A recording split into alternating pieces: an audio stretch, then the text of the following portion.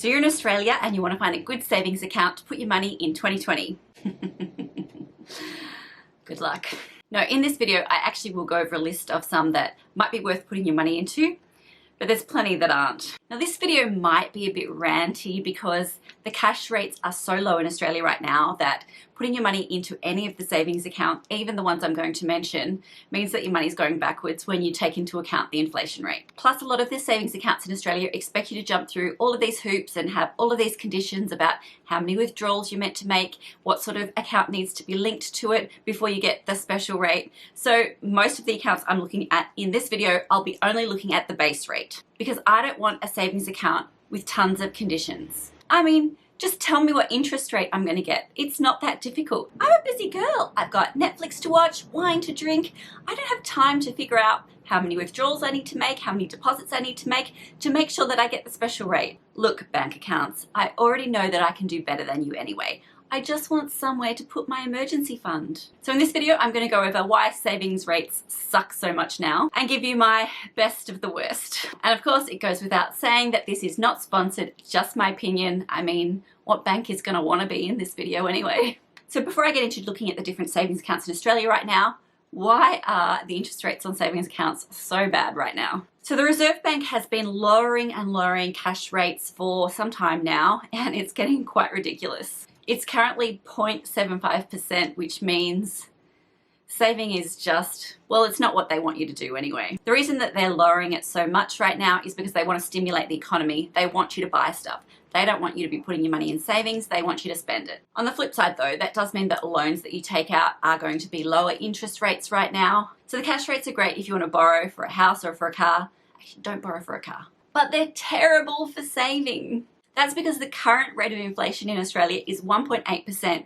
So right now, most of these savings accounts are lower than the rate of inflation, which means having your money in them means you're going backwards. But you still need a savings account with some interest because your regular transaction account is zero. So even a low interest rate is better than nothing. But the only money that you should be keeping in savings accounts right now is anything that you need to access really quickly or in the next 3 years. Anything else, I would be looking to put my money elsewhere that would get a better return. Anyway, let's jump into the accounts that I did look at so you can see the base rates and the special rates that they're advertising, which if you want to jump through the hoops you can get, but nah, who's got time for that? So I looked at about 16 of the bigger banks here in Australia, and the reason I stuck to bigger banks, well, that's for a few reasons. First off, if you are putting your money into a savings account, you want to make sure that it is a reputable financial institution or bank. The bank or financial institution also needs to be an ADI. That stands for Authorised Deposit Taking Institution. That basically means that the government's going to cover you if anything happened to that bank up to the amount of $250,000. So your money's safe up to that amount. And if you have more money in savings accounts, but why would you right now? You can split that up. So you can put $250,000 in one bank and $250,000 in another bank. Not that I would be putting that much into savings, but I digress.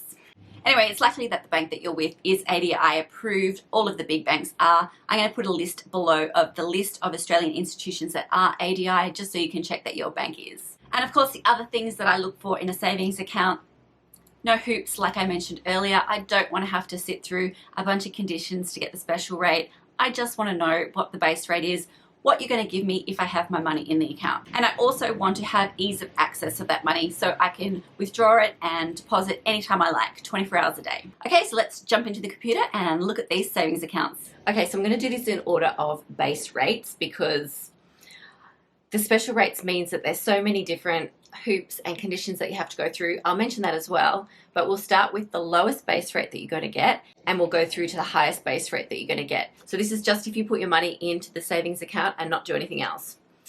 At the bottom of the list, let's start with ANZ. Okay, so if we're looking at the savings rates for ANZ, we'll just look at the ANZ Online Saver because that's probably the one that most people will be going with. So the problem with the Progress Saver is that it has too many conditions. You have to deposit at least $10 and you're not allowed to make any withdrawals or transfers or anything out of that account. So most people will be actually going with the Online Saver account instead. The base rate is 0.1%. So 0.1% interest, virtually nothing. You do get a bonus rate for the first 3 months of 1.5, an extra of 1.5, making it for the first 3 months only 1.6%. but the base rate 0.1, pretty poor. So Commonwealth Bank's net bank saver is pretty similar to the ANZ one. It's 0.1% for their base rate and then 1.55% for an extra special rate, but only for the first 5 months, which is a little longer than ANZ, so it's slightly better. That means that the total rate for the first 5 months is 1.65%, but the standard rate, the base rate that everyone will get, is just 0.1%. Pretty low. National Australia Bank's variable rate is 0.11%, so they're giving you an extra 0.01% with their bonus of the first 4 months, which is slightly higher than the other banks, 1.7%. Still not great. It's only for the first 4 months, and the base rate is only 0.11%, so not great. Suncorp's next. Its base rate is 0.2%, so we're starting to get a little bit higher on just the base rate, and with their bonus interest rate, that bumps it up to 1.95%. The only way that you'll get that bonus interest rate is if you're only allowed one withdrawal in that account, and that's it. Otherwise, you won't get the bonus interest rate. So pretty much you're looking if you're using it just regularly, or you might be putting your money in it and not withdrawing. That's perfectly valid, but without conditions, you're only getting 0.2%. Let's go to ING Direct next, which most people think is a great account. The savings maximizer is what most people talk about, and if you look at here in the small fine print, the standard variable rate is 0.25%, which, look, is better than the regular banks, but still isn't great. There are actually a really lot of conditions before you'll get the special rate and get up to 1.95%. You have to have an Orange Everyday Bank account. You have to deposit your pay of at least $1,000 or more per month, and you have to make 5+ card purchases. I mean, that's a lot of conditions to go through. Scott Pape, why do you keep recommending this account? It's not that great. There are so many conditions. Otherwise, you'll just get the base rate, which it's not great. Bankwest next. We're starting to get slightly higher base rates. So their Telenet Saver is 0.25% as their base rate, and you can get up to 2% for the first 4 months. They do have other savings accounts where there's a lot more conditions, but Telenet Saver is the one that most people will go to if they're going with Bankwest. 0.25%, still not great. There's way less conditions than the ING account. Next on the list, ME Bank. Okay, so ME Bank, their base rate is 0.35%, so we're starting to get a little bit higher again. Their special rate is 2.05%, but again, conditions come with that. You have to make like so many transactions per month. What's that? At least 4 tap and go purchases per month, and you have to have another account with them. It's pretty hard to get the special rate, but the standard rate, 0.35%, better than the big banks, but still, you're not getting much. So Bank of Queensland is next. They actually have a few different savings accounts depending on age. And again, they've put their standard variable rate, the base rate, in small print. Why do you do that? It's 0.35% for both accounts depending on age again.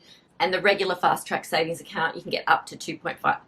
You can get up to 2.15%. And then there's the fast track account, but you have to be less than 24 years of age to have that account. And there's all of these other conditions. You have to have it linked to an account with them, and you have to be making monthly deposits of $200 or more, and so on. So most people will be going with the fast track saver account, not the starter account. Again, to get the 2.15%, there's so many conditions that I don't think many people are going to get that every single time. But the base rate, 0.35%, it is what it is. Okay, Macquarie Bank. Now their savings account, again, the base rate is 0.35%. Their special rate, 2.65%. Now I don't actually mind too much if the conditions are, we're just going to give you this special rate for 4, 6 months or whatever. I just don't like the conditions where you have to open an account with them, you have to make so many transactions or withdrawals. There's so many things that you have to do to get the special rate most of the time, when really most of us should just be looking at the base rate and what we're going to get with just putting our money into it. And with Macquarie Bank, that's 0.35%. HSBC is next. Now their standard variable rate, or their base rate, is 0.4%, so a little bit higher than the rest. You will get a special rate of 2.35% if you follow the conditions, which is no withdrawals, and that's the only condition, no withdrawals. So I guess it's okay if you're just keeping money into it and not withdrawing it, so you will get quite good interest for that. But the base rate, 0.4%, I mean, better than the banks, better than the big banks again, but still not great. We are getting to the ones that are good. Okay, after HSBC, we have Westpac, one of the big banks. I know, you didn't think that a big bank was going to be up this high, did you? So their base rate, their standard variable rate is 0.45%. All the other big banks are 0.1%, but Westpac's offering 0.45%, which awesome for one of the big banks. If you're with Westpac, awesome. Their special rate only goes up to 1.65%, and the conditions aren't too bad with that. You just have to have a higher balance each month. So as long as you don't withdraw basically, or at least keep more money into it than you're taking out.